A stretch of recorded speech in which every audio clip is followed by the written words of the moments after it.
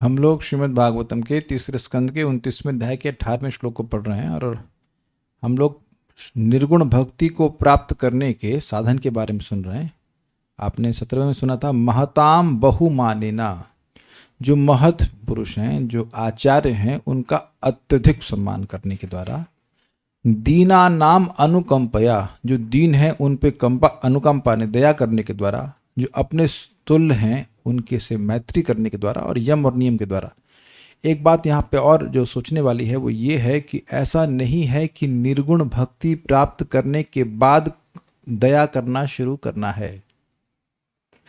दया करने से निर्गुण भक्ति प्राप्त हो जाएगी। तो ये जो आर्गुमेंट है लोगों का कि आप पूरी तरह से भाव भक्ति प्रेम भक्ति को प्राप्त करेंगे और फिर प्रचार करेंगे, प्रीचिंग करेंगे, ये इसका कोई आधार नहीं है।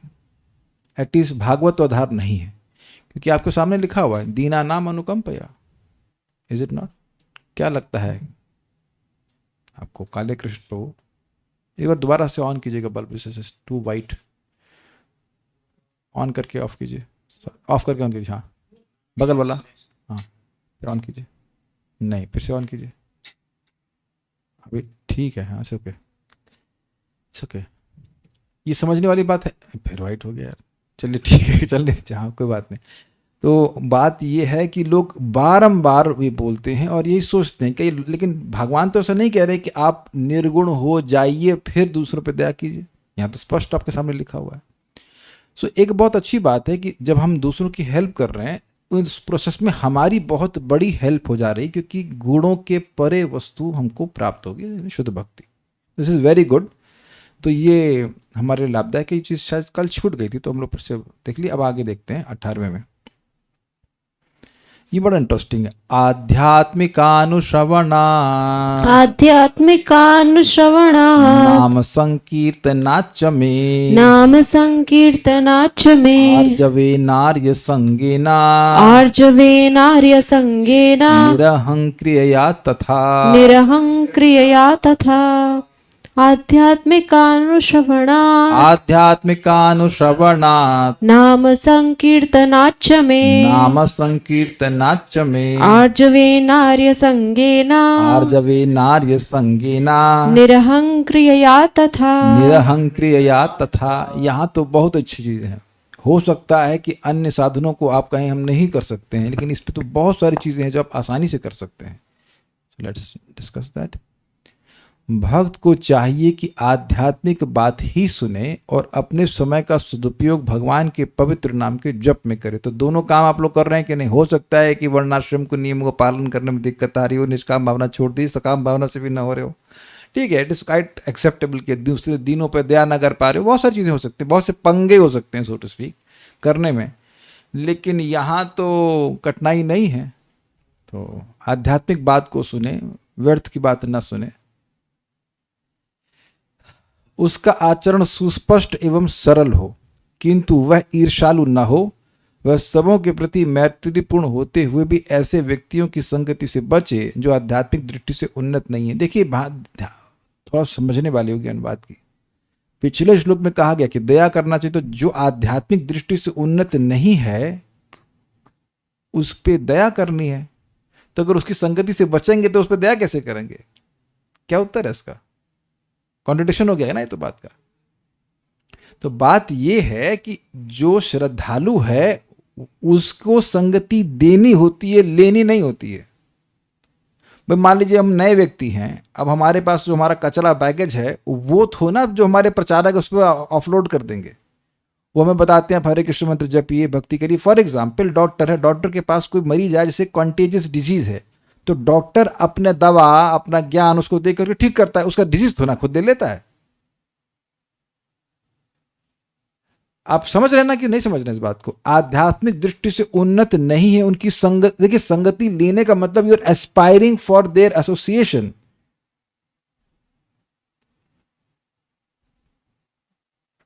एक होता है ना giving association and taking association. तो अब अगर जो आध्यात्मिक दृष्टि से उन्नत नहीं है तो क्या वो खुद से बोलेगा आपको भक्ति करने के लिए? नहीं करेगा वो। Does that sinking? क्या जब आप लोग पहली बार भक्ति में गए थे, भक्तों से मिलने गए थे, तो आप लोग भी प्रवचन करना शुरू कर देते, फिर जी देखिए हम लोग देह नहीं आते, मैं हम चुपचाप बैठे, हम लोग देख रहे थे क्या हो रहा है। वी आर कंप्लीटली लाइक ना कोयले की तरह कोयले की तरह सभी लोग आते हैं। सो भक्त लोग हमें अपनी एसोसिएशन दे रहे होते हैं, है कि नहीं? अब तो आप लोग सब डिवोटी हो गए तो अच्छा सदाचार कर रहे हैं, दैट वी आर नॉट। मैं आप लोग क्लास दे रहा हूं तो ऐसा नहीं कि अब आप उस कंडीशन में आप लोग सब भक्ति कर रहे हो, भक्त हैं, I am associating with devotees. लेकिन ऐसा भी तो है ना, जब एकदम नैनो से आप बात करते हो, आप किताब वितरण करने वाले को दे रहे हैं, मान लो आपने बियर वाली दुकान पे किताब दिया, कह रहे यार ले थोड़ा सा ये चक, थोड़ा अमृत चक, तो वो नहीं करना ना भाई, आप गीता देके आ जाइए, उसकी बात नहीं सुनने का। आपको कबड्डी वाला गेम समझ टच करके आना, लेकिन पकड़ना नहीं आना है। ये आउटरीच प्रोग्राम में हमको नहीं, ब्रिज प्रीचिंग कहते हैं बहुत ब्रिज प्रीचिंग मतलब हम लोग इस नदी के इस तरफ हैं, वो लोग उस तरफ हैं, मतलब भौतिकतावाद में तो हम ब्रिज बना के प्रीचिंग करेंगे, will go there and preach. ठीक है आप प्रीचिंग कीजिए, लेकिन वहां रह मत जाइए। प्रभुपाद कहीं तात्पर्य से बोलते भी हैं कि आप भौतिकतावादी लोगों को प्रीचिंग करिए, लेकिन ऐसा नहीं कि उनके ही गुणों को आप स्वीकार करने लग जाइए। इस्कॉन में ऐसा हो चुका है कि लोग अब जो है काले कपड़े पहनने लगे, मतलब व्हाइट धोती कुर्ता छोड़कर ब्लैक ड्रेस पहनने लगे, और वो मतलब जो संस्कृत की प्रेयर्स है उनको भी इंग्लिश में कर दिया गया, and all this things so that it may appeal to the outside audience. ये नहीं है। प्रभुपाद बिल्कुल स्पष्ट कहते हैं प्योरिटी इज द फोर्स। तो आध्यात्मिक दृष्टि से जो उन्नत व्यक्ति ने उनके संग उठना बैठना होने लग गया, तो फिर व्यक्ति वापस अपनी भक्ति को छोड़ देगा। देखिए भक्ति छोड़ने का एक प्रमुख कारण है, या एक बात कह सकते हैं एकमात्र कारण है, असत संग। तो इसलिए वहां पे बोला जा रहा है कि ऐसे लोगों की संगति नहीं करनी, यद्यपि आपको द्वेष नहीं करना किसी से। अब देखिए अन्वय, आध्यात्मिक अनुश्रवणात्, आध्यात्म विषयों का अनु प्लस श्रवणात्। अनु मतलब बहुत अच्छा, अनु के दो अर्थ कह सकते हैं, परंपरा में श्रवण करना, और अनु का मतलब निरंतर श्रवण करना। तो श्रवण करने से, तो ये बहुत इंपॉर्टेंट है। जब तक व्यक्ति श्रवण नहीं करता है, किसी भी चीज का कोई भी ज्ञान नहीं हो पाता है, और स्पेशली आध्यात्मिक विषयों का तो नहीं। तो इसलिए बार बार श्रवण करने से व्यक्ति को निर्गुण भक्ति प्राप्त होती है, जोड़ लेना होगा। फिर उसके बाद कह रहे हैं मैंने मेरे नाम संकीर्तनात्, मेरे नाम का संकीर्तन करने से, नाम का बारंबार उच्चारण करने से क्या होती है? निर्गुण भक्ति प्राप्त होती है।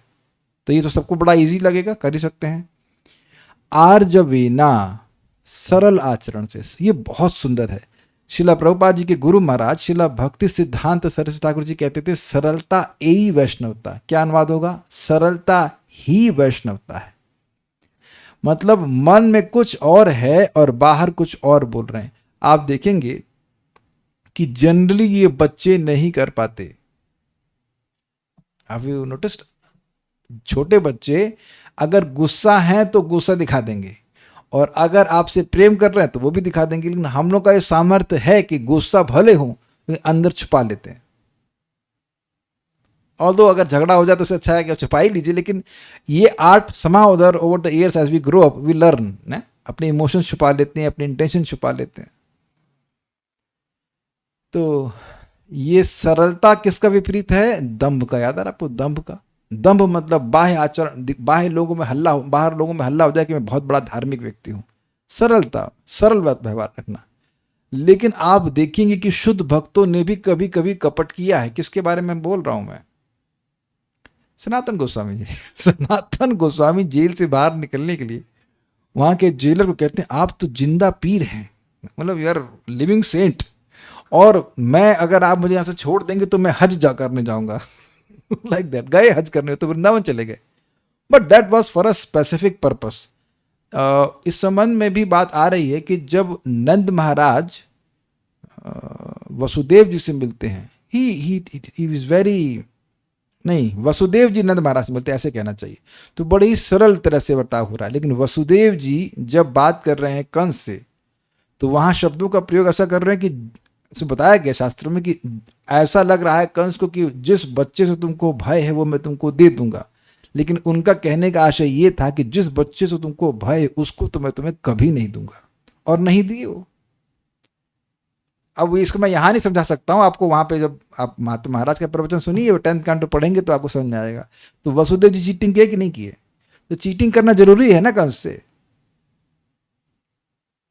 जब भागवत पढ़नी थी तब भी झूठ बोले थे कि तबीयत खराब है। हाँ, सनातन गोस्वामी बोले थे, but you see that's for a different purpose. But normal dealing में व्यक्ति को सरल रहना चाहिए, उससे हृदय पवित्र रहता। तो इससे क्या होगा? निर्गुण भक्ति प्राप्त होती है।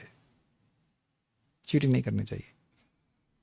आर्य संगीना, साधु पुरुषों की संगति से, इस पे बड़ा एक पूरा एक श्लोक खुल जाएगा 3.33.7। जो व्यक्ति भगवान को प्रसन्न करने के लिए भगवान का नाम उच्चारण कर रहा है जीव से, उसने आर्यों के लिए जो आवश्यक है वो सारे कार्य कर लिए। अर्थात जो भगवान का नाम भगवान को प्रसन्न करने के लिए कर रहा है, सच नाइस कॉन्शियसनेस। ऐसे व्यक्तियों की संग से निर्गुण भक्ति प्राप्त होती है तथा निरहंक्रिया, निरहंकार से मन भगवान में लगता है। अब ये क्या मतलब हुआ? देखिए, सिंपल सी बात है। अहंकार के वशीभूत होकर कोई व्यक्ति कार्य कर रहा है, इसको हम कैसे जानेंगे? हम दूसरों की बात नहीं कर रहे, हम काम कर रहे हैं या मैं अहंकार के वशीभूत होकर कार्य कर रहा हूं, ये मैं कैसे जानूंगा? माइक बताइए। It has to be understood ना। जो व्यक्ति मैं और मेरी भावना को लेकर करे, मैं अपने लिए कर रहा मोर हूँ, क्लियर, मैं अपने लिए कार्य कर रहा हूँ, अपनी संतुष्टि के लिए, अपने परिवार वालों के। एग्जैक्टली, कि मैं कृष्ण को संतुष्टि हो इससे कोई मतलब नहीं, मैं संतुष्ट हूं वो। तो अब वैसे जो भी कार्य होंगे वो सब अहंकार के द्वारा प्रेरित होंगे। और धीरे धीरे करके धैर्यपूर्वक हम लोगों को ये डायग्नोस करने की क्षमता होनी चाहिए कि ये जो विचार उठ रहा है, नहीं, ये जो सजेशन आ रहा है, ये मिथ्या अहंकार से आ रहा है। क्या मैं लास्ट लाइन समझा पाया? आप अभी भागवत पढ़ने आ रहे हो तो आप जानते हैं कि भगवान को प्रसन्न करने वाले कार्य हैं, इससे भगवान प्रसन्न होते हैं। तो it is not coming from your false ego. ये क्लियर है? जो भी भक्ति के कार्य हैं, प्रसाद पा रहे हैं, नाम जप कर रहे हैं, भक्ति के कोई भी कार्य कर रहे हैं, इज वेरी क्लियर कि यह भक्ति के कार्य हैं और ये मिथ्यांकार से नहीं आ सकते। मिथ्यांकार के नेवर से बहुत अच्छा कर रहे हैं यार, very good, chanting very nice, it is not going to happen. आप सब जानते हैं कि कुछ कार्य भक्ति के होते हैं, कुछ कार्य भक्ति के नहीं होते हैं।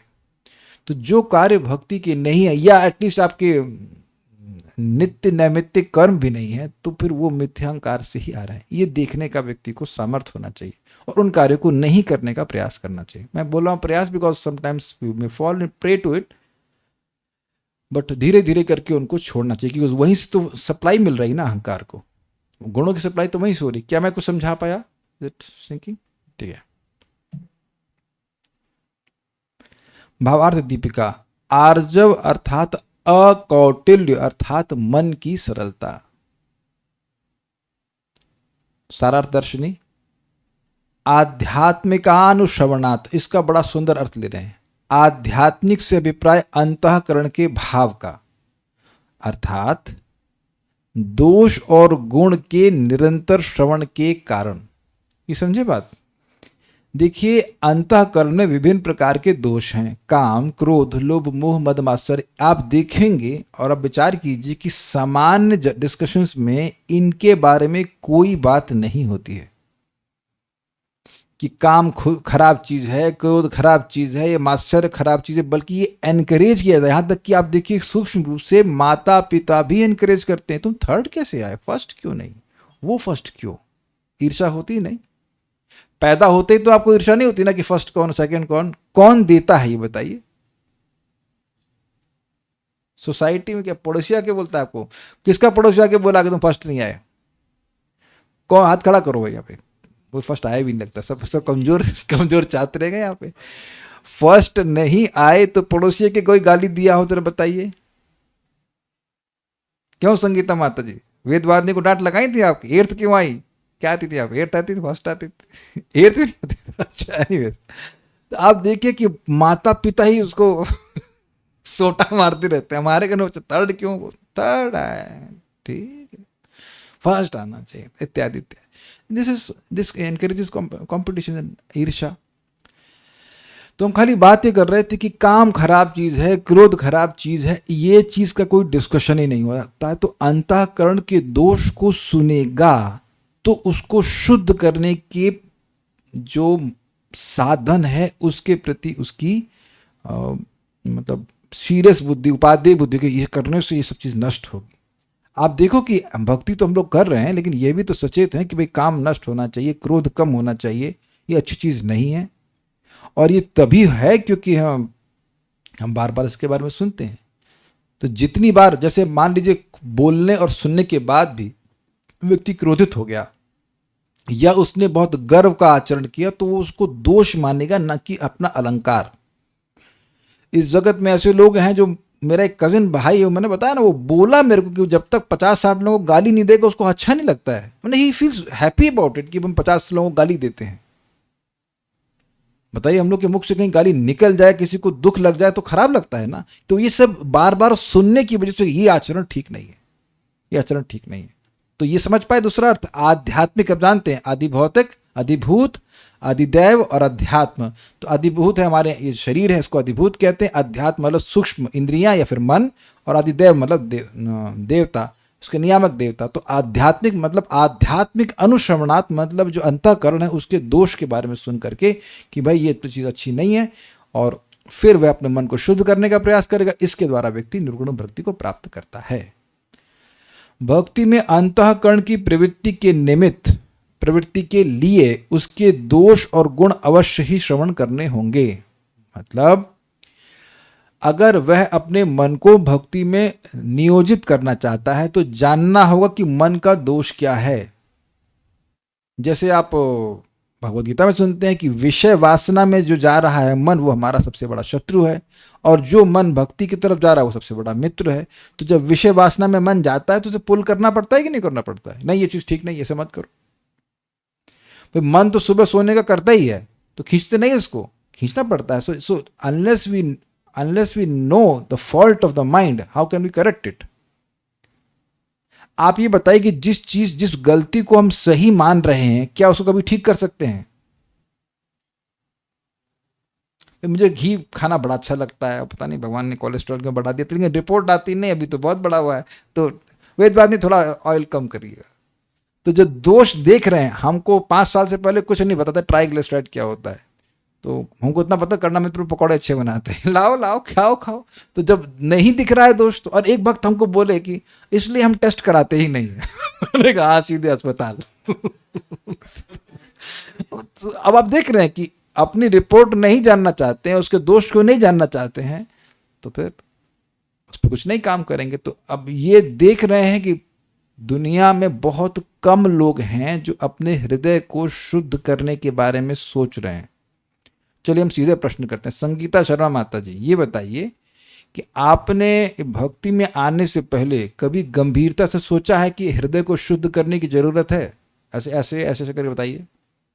नहीं, चिंता थी ना, लड़की की शादी हो जाए, लड़के का जॉब लग जाए, और आपके उपलक्षण से सभी लोग जितने हैं।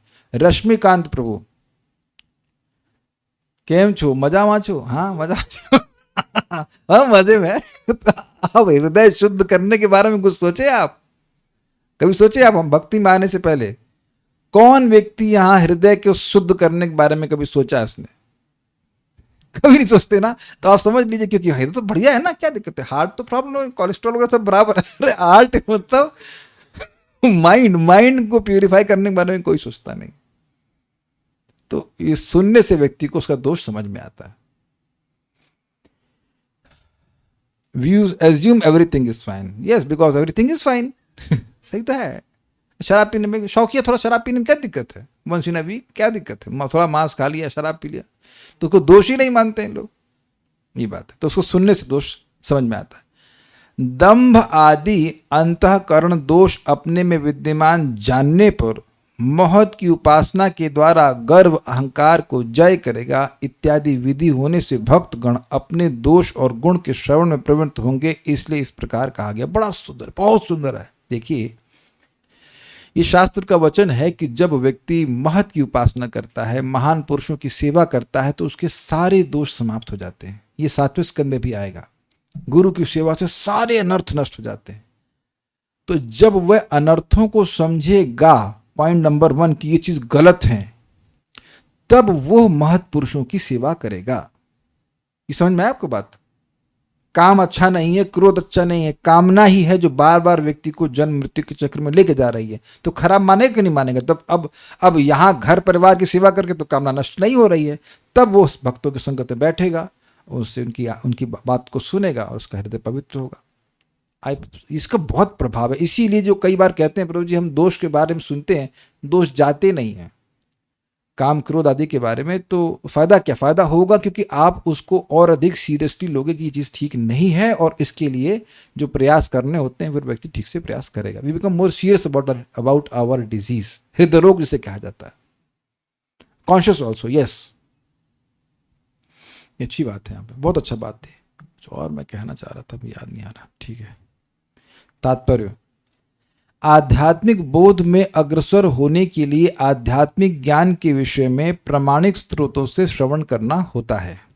आध्यात्मिक जीवन की वास्तविकता समझने के लिए कठोर अनुष्ठानों का पालन करना चाहिए और इंद्रियों को नियंत्रण में रखना चाहिए। नियंत्रण प्राप्त करने के लिए आवश्यक है कि मनुष्य अहिंसक तथा सत्यनिष्ठ बने, चोरी न करे, विषयी जीवन से दूर रहे और जीवन निर्वाह के लिए कम से कम आवश्यक वस्तुएं अपने पास रखे।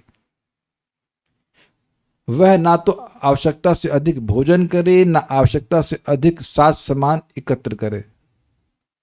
समान व्यक्तियों से वृथा वार्तालाप न करे और बिना किसी उद्देश्य के विधि विधानों का न अपनाए।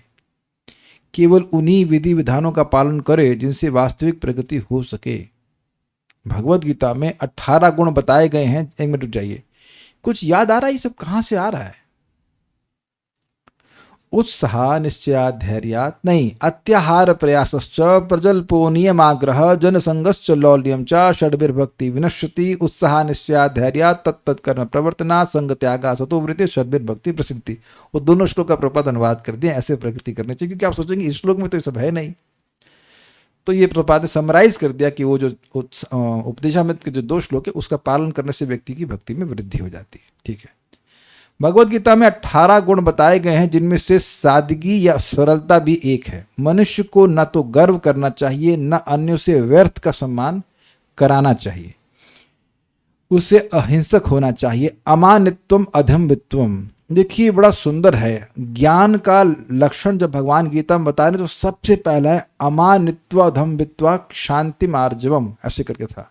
सबसे पहला ज्ञान का गुण या ज्ञान का लक्षण यह है कि व्यक्ति यह ना माने कि वह सम्मान के योग्य है। सम्मान मिल रहा है, दैट्स अ डिफरेंट थिंग, लेकिन अमानित्व मतलब खुद सम्मान की अपेक्षा ना करे, उसको भूख नहीं होनी चाहिए, क्योंकि शरीर तो कतई सम्मानीय नहीं है कि नहीं? बस शरीर छोड़ दीजिए, फिर देखिए कितने शरीर का सम्मान हो रहा है। और उसके बाद सेकंड क्या, ये तो क्लियर हो, अमानित। तो अदम्भ मतलब वही आर्जव, सरलता।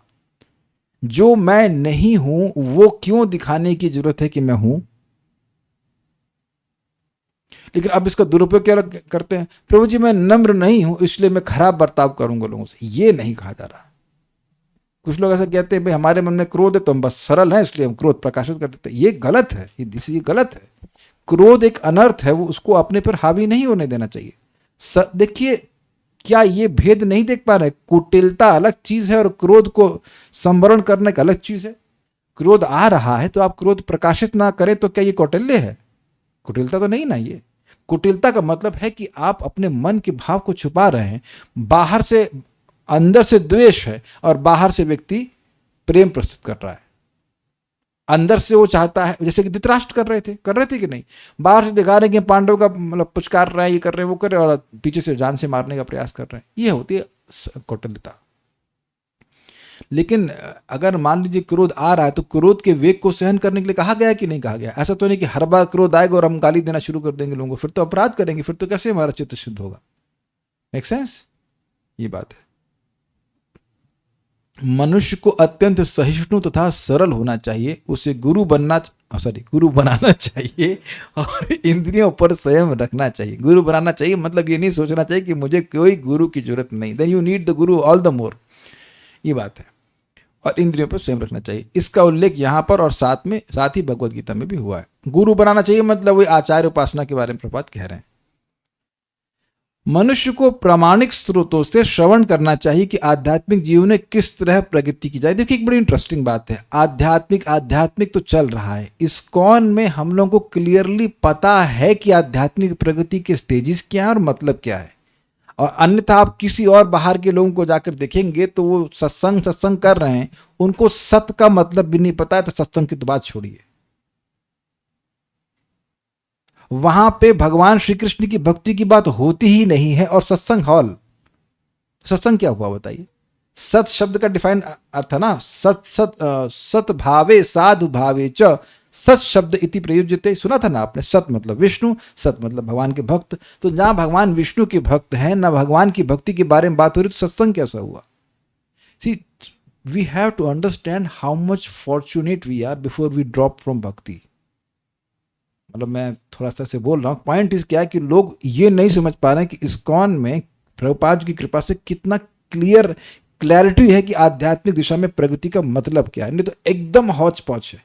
और वो कारण क्या है? क्योंकि प्रामाणिक स्रोत से व्यक्ति श्रवण करता है। जीवन का लक्ष्य क्या है, जीवन का कैसे उसको प्राप्त करना चाहिए, प्रभुपाद जी ने कितनी आसानी से क्लियरली बता दिया। यही प्रभुपाद कह रहे हैं कि बार बार जब प्रामाणिक स्रोत से व्यक्ति सुनता है, तब उसको अपने जीवन का लक्ष्य समझ में आता है। ऐसे उपदेश आचार से ग्रहण करने चाहिए और उनको आत्मसात करना चाहिए। ये दो बातें हैं, ये बड़ी मजेदार बात है। उपदेशामृत में दो स्टेज बताई गई हैं, श्रवण दशा और वर्ण दशा। जब हम पहली बार कोई बात सुनते हैं तो भले ही उसका विरोध न करें, उसको स्वीकार कर लें, नहीं सुन लें लेकिन स्वीकार नहीं करते। लेकिन जब वही बात बार बार सुनी जाती है तो धीरे धीरे माइंड या हमारी बुद्धि उसको एक्सेप्ट करने लगती है। And these are two stages. आप देखो अपने जीवन में, आपने कोई उपदेश सुना, हमने उपदेश सुना, विरोध तो नहीं किया लेकिन अप्लाई भी नहीं किया। ऐसा होता है या नहीं होता कभी?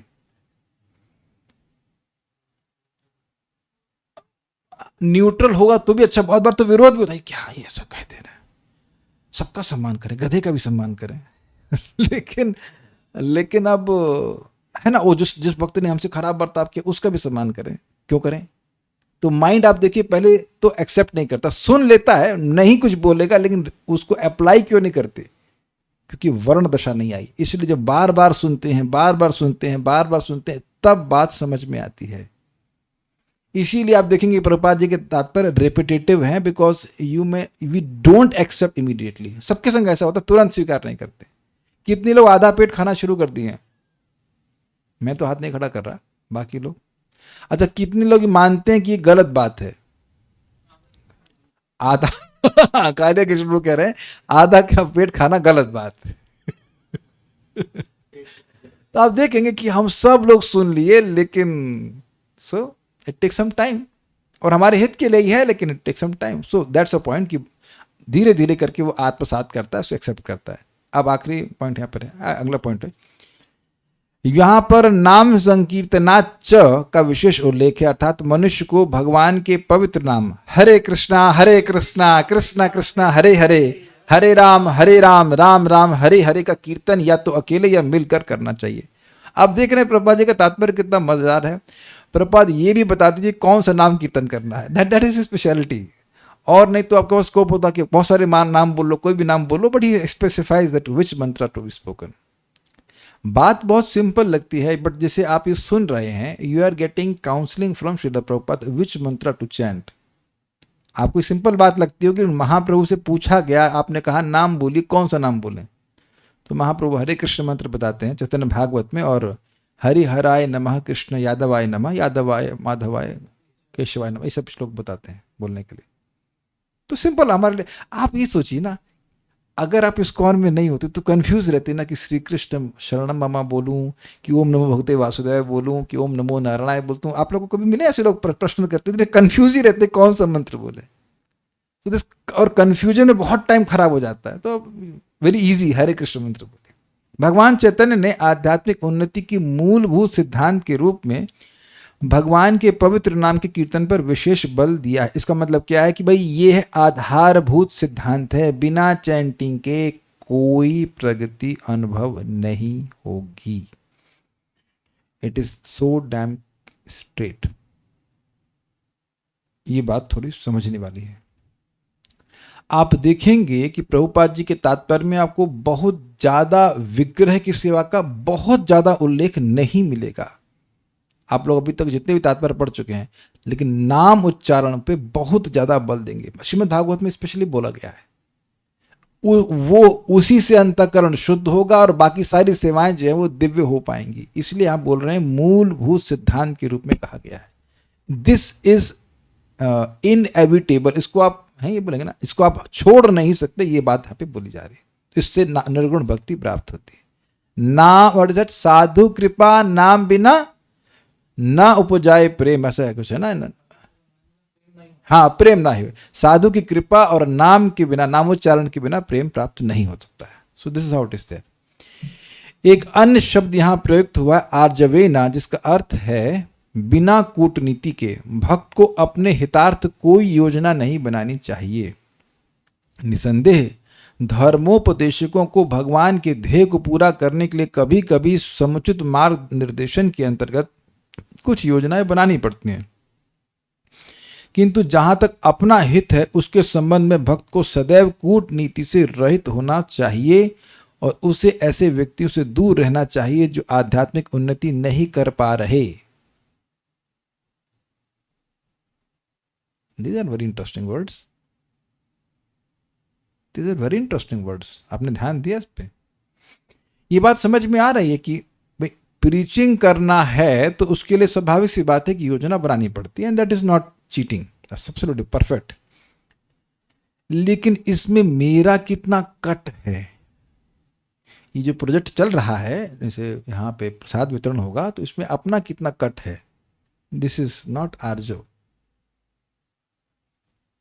तो फिर भक्ति से व्यक्ति कट गया, is not doing bhakti. Clear? ही तो और की व्याख्या करने की जरूरत नहीं है। और इससे स्पष्ट है कि मंदिर के पॉलिटिक्स में संलग्न होने से व्यक्ति को निर्गुण भक्ति तो निश्चित प्राप्त नहीं होती है। इट इज नॉट युक्त वैराग्य एट ऑल। तो ये एक इंटरेस्टिंग चीज मैं आपको यहीं बता दे रहा हूं, क्योंकि बहुत बार हो सकता है कि आप मंदिर में सेवा करें, और बिल्कुल करिए, बड़ी अच्छी बात है, लेकिन सेवा करने से निर्गुण भक्ति प्राप्त होगी। लेकिन अगर उस सेवा के अंतर्गत कहीं पॉलिटिक्स में प्रवेश कर रहे हैं मंदिर के अंदर भी, तो वो निर्गुण भक्ति का साधन नहीं, वो किसी भी भक्ति का साधन नहीं है। दैट इज नॉट भक्ति। पॉलिटिक्स इज नॉट भक्ति, it just corrupts your consciousness. हम तो सोच रहे कि कुछ भक्त लोग घर में रहते हैं, मतलब सभी लोग घर में रहते हैं तो कोई संभावना नहीं होगी, लेकिन कुछ न्यूज़ आ जाती है मेरे कान में, इसलिए बोल देता हूं कि you remain, stay away from that. अपने घर में ही मंदिर बना लीजिए, विग्रह रख लीजिए, पूजा कर लीजिए, लेकिन अगर मंदिर में सेवा कीजिए, बहुत अच्छी सेवा करिए, वापस आ जाइए और कबड्डी की तरह, but don't get touched by that politics which anyhow always there in any institution. उससे बचेंगे तो वो निर्गुण भक्ति की सहायता बिल्कुल नहीं करने वाली है। एक भक्त हैं, उनका नाम भी भूल गया हूँ, खाली शक्ल याद आ रही है। वो बता रहे थे कि वो अपना दुख बता रहे थे कि प्रभु जी हमको ऊपर चढ़ा दिया। ऊपर चढ़ाने का मतलब समझ रहे हैं, मतलब स्टेज पे चढ़ा दिए, कर दिया, भक्ति के बारे में कुछ सिखाया नहीं। ही फेल्ट वेरी चीटेड कि ना जप के बारे में ठीक से बताया, ना क्लास के बारे में बताया, और चढ़ा दिया ऊपर, as if I am a pure devotee और व्हाटएवर। ये सब चीज़ें ट्रिक्स होती हैं, इससे बचना चाहिए। इस सबसे भक्ति नहीं आती है। ध्रुव महाराज के पॉलिटिक्स में तो पॉलिटिक्स कर सकते थे ना, हम राज्य हमारा है, ये हम बड़े लड़के थे, वो सब छोड़ करके भगवान के पास भक्ति किए कि नहीं की? जंगल में मिल गए ना भगवान। हम इससे बचना चाहिए, बचना ही चाहिए, नॉट बचना चाहिए, बचना ही चाहिए। Then we make progress in bhakti. एक अन्य आर्य भी शब्द का प्रयोग हुआ है। आर्य वे व्यक्ति हैं जो कृष्ण चेतना में प्रगति करने के साथ ही भौतिक समृद्धि में भी उन्नति करते हैं। नहीं, एक छूट गया ना पॉइंट। ऐसे व्यक्तियों से दूर रहना चाहिए जो आध्यात्मिक उन्नति नहीं कर पा रहे हैं। ये कुछ अजीब सी बात लग रही है ना। जो बेचारे आध्यात्मिक उन्नति नहीं कर पा रहे, उनसे दूर रहा जाए। देखिए, बात समझिए, अगर आप आध्यात्मिक उन्नति करना चाहते हैं तो दुनिया की कोई ताकत नहीं जो आपको रोक ले। लेकिन अगर हम आध्यात्मिक उन्नति नहीं करना चाहते तो दुनिया की कोई ताकत नहीं जो हमें करा ले। अब समझ में आया कि मैंने क्या कहा? नहीं समझ में आया? आप जब करना चाहते हैं तो जब करेंगे, प्रगति हो जाएगी, और नहीं करना चाहते तो नाटक करने के तो 1000 तरीके होते हैं। हमको एकदम अच्छे से याद है, एक लड़का ज्वाइन किया आश्रम, तो मैं स्नान करने जा रहा था, उठाया, उठ गया प्रभु, उठ गया, आप जाइए स्नान करके आइए। और मैं लौट के आ रहा हूँ तो रूम खाली, मतलब तैयार हो के चला गया मंगल आरती, नॉट नहीं भाई साहब दूसरे रूम में जाकर के सो गए। तो ऐसे लोगों को आप कोई प्रगति नहीं करा सकते। सुना है ना, घोड़े को पानी तक ला सकते हैं लेकिन पानी पिला नहीं सकते हैं। तो you only make progress by your violation, English में कहते हैं, आपकी स्वेच्छा से। स्वेच्छा है तो कोई नहीं रोक सकता भक्ति करने के लिए। आप भक्ति में प्रगति करना चाहते हैं, कोई नहीं रोक सकता, चाहे कितना भी खराब स्थिति हो, चित्त की वो ठीक हो जाएगा, बट उसकी सिंसियरिटी होनी चाहिए। तो इसलिए कह रहे हैं जो लोग सिंसियर नहीं है, जो भक्ति करना नहीं चाहते, जो अपने हृदय को यथावत रखना चाहते, उनकी संगत नहीं करें। बिकॉज संगात संजायते कामः, उनकी जो कामना है कि ये जैसा हृदय की स्थिति है वैसी बनी रहे, तो वैसी ही एस्पिरेशंस हमारे हृदय में भी आ जाएंगी कि हमारा हृदय यथावत बना रहे, अव्यय, अपरिवर्तनशील। प्रभुपाद जी बड़ा हेवी बोलते हैं तात्पर्य में कि जो व्यक्ति हरे कृष्ण मंत्र के उच्चारण के द्वारा भी हृदय को शुद्ध नहीं कर पाया, मतलब धोखेबाज है। इतना भगवान की शक्ति है ना नाम में, वो कर ही नहीं रहा है, वो कर ही नहीं रहा है, ही इज नॉट डूइंग। ऐसा हो नहीं सकता है कि नाम करने वाले का हृदय परिवर्तित नहीं, उसका मतलब कर ही नहीं रहा, he is not just not doing. वो बोल देगा मैंने कर लिया। जो करेगा तो उसके जीवन में परिवर्तन आना अवश्यंभावी है। अमृत है भाई, वो अमोघ है। तो जो नहीं करेगा वो उसी की स्थिति वैसी ही रहेगी।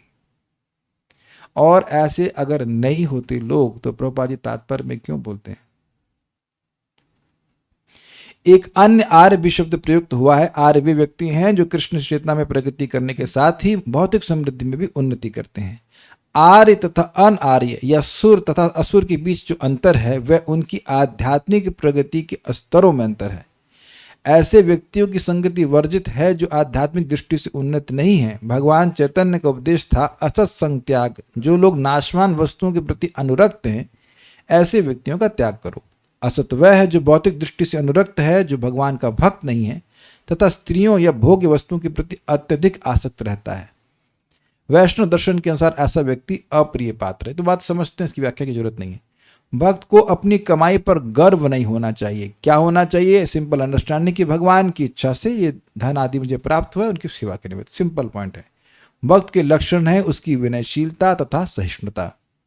भले ही वह आध्यात्मिक दृष्टि से कितना ही उन्नत क्यों ना हो, वह सदैव विनीत तथा सहिष्णु बना रहता है, जैसा कविराज गोस्वामी तथा अन्य वैष्णवों ने अपने उदाहरणों द्वारा हमें शिक्षा दी है। चैतन्य महाप्रभु की शिक्षा थी कि मनुष्य को रास्ते की घास से भी अधिक विनीत तथा वृक्ष से भी अधिक सहिष्णु होना चाहिए। उसे न तो गर्व करना चाहिए, न झूठे ही फूला रहना चाहिए। इस प्रकार वह आध्यात्मिक जीवन में निश्चित रूप से प्रगति कर सकेगा।